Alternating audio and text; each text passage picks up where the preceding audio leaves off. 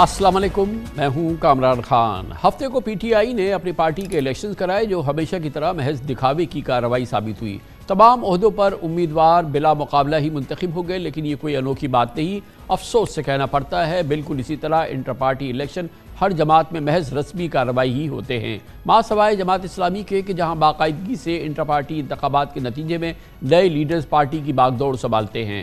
12 रोज़ कबल election commission ने PTI को 20 दिन में दोबारा इंटर पार्टी इलेक्शन करवाने के अहकाम जारी किए थे और कहा था ऐसा न करने की सूरत में पीटीआई से बल्ले का निशान वापस लिया जा सकता है।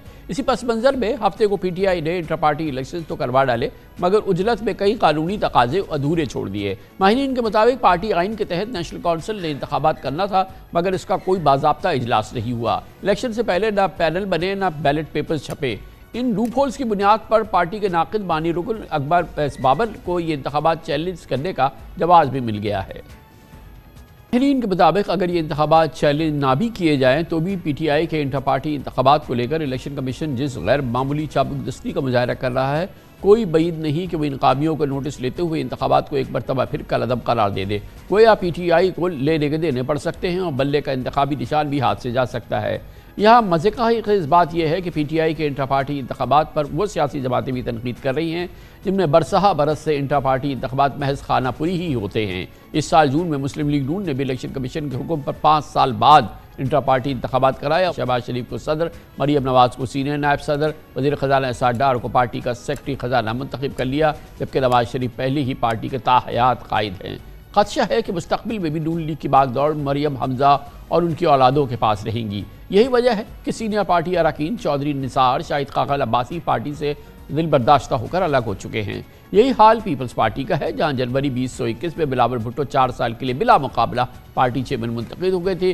किसी की मजाल थी जो आसिफ अली जरदारी या उनके बरखुरदार के सामने हिफ्ज़ मा तक़द्दुम ही कागजात जमा करा देता। इस पूरी सूरत हाल पर ख़ासतौर पर पीटीआई के इलेक्शन के हवाले से बड़ा एक कलीदी किरदार रहा। जस्टिस रिटायर्ड वजीउद्दीन ने इन्हीं इलेक्शन की बुनियाद पर पीटीआई से अलहदगी इख्तियार की थी। हमारे साथ मौजूद हैं पाकिस्तान के बहुत ही सीनियर ज्यूरिस्ट हैं, सुप्रीम कोर्ट ऑफ पाकिस्तान के जज, सिंध हाई कोर्ट के चीफ जस्टिस रह चुके हैं।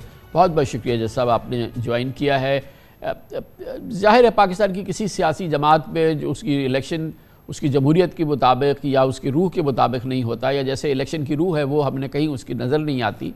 लेकिन पीटीआई में हद हो गई। अभी जो ये इन्होंने इलेक्शन कराया, इतनी तकलीफ़ के बाद उनको पहले ही इस हवाले से मुश्किलात का सामना था, और इससे पहले भी जो इलेक्शन हुए हैं वो आपने ख़ुद देखे थे, उसी बुनियाद पर आपने अलहदगी इख्तियार की थी।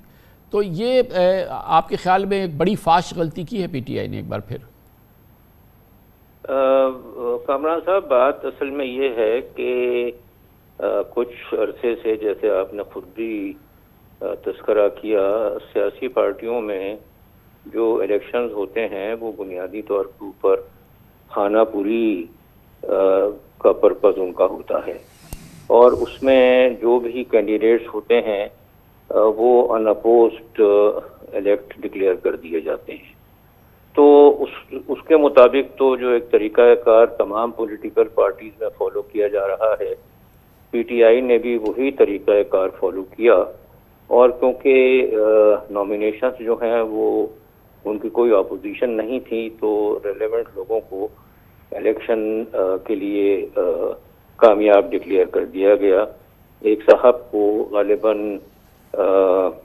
नियाज़ुल्लाह साहब नियाज़ी को चीफ इलेक्शन कमिश्नर नॉमिनेट किया था, और जो भी जिम्मेदारियां उनकी होती हैं एज चीफ इलेक्शन कमिश्नर उन्होंने वो निभाई, और जो भी नॉमिनेशन आए थे क्योंकि वो अनअपोज थे तो उन लोगों को इन्होंने इलेक्टेड डिक्लेयर कर दिया। तो ये एक इस तरह की कार्रवाई हुई है जो नॉर्मली तमाम सियासी पार्टियों में आजकल हो रही है। मासिवा, जैसे कि आपने खुद फरमाया, Jamaat Islami is an exception, जहाँ पर के रेगुलर नौइयत के इंटर पार्टी इलेक्शन होते हैं।